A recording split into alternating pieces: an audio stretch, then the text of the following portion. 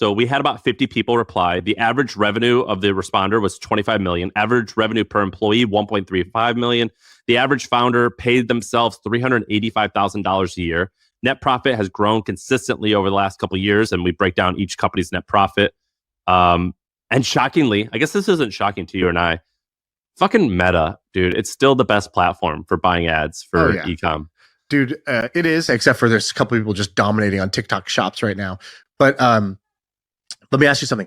What's V-Shred? V-Shred? You don't know what V-Shred is? No, what does that involve? Like the V of your abs? Yes, the Dorito body, baby.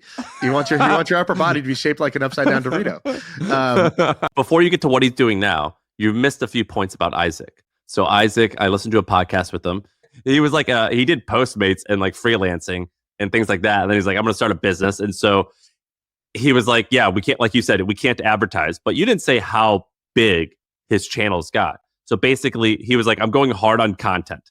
And so he gets 1 billion views a month across his network of YouTube channels. And so his main channel on YouTube, which only launched in 2022, has 8.7 million subscribers and and billions of views. And this is like not their main product. Their main product is the swords, and they're just using this as marketing. But they knocked it out the park. It's an incredible example of marketing. I've used this. I've learned some things from Isaac and used them in my business that have been very effective.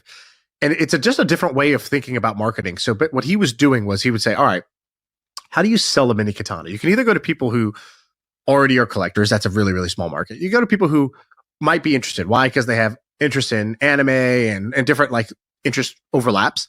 Where do they hang out? Okay, they hang out on TikTok and on YouTube. All right, cool. How do I actually get them to want my product? How do I build desire for my product?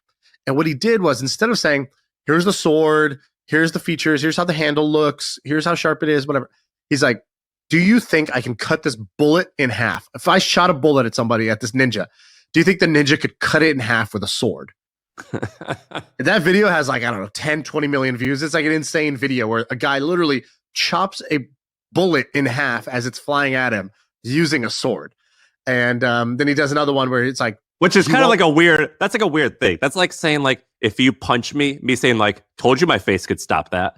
Like, like the bullet aims at the sword. Hurt your hand, huh? Yeah. as you bleed. He also did one that was like another marketing thing I really liked of his was, how do you not mention the product in a way that drives the comments crazy? So he started a video that was, or not he, but like one of his creators started a video that was like, they're cooking a steak. So you think it's a cooking video and it's about a steak. And then they put the steak on the cutting board. And then they take a giant katana and they cut it into slices, but they never mention the katana. And every comment was like, are we going to talk about him using a actual sword to cut the steak? What the hell was that? And the comments drive the virality. And it was, if he had said, now watch me use this sword, people wouldn't care. It's when he didn't mention the sword that all the comments have to talk about, bro, what is this? And it's that type of social engineering that I think was really, really smart.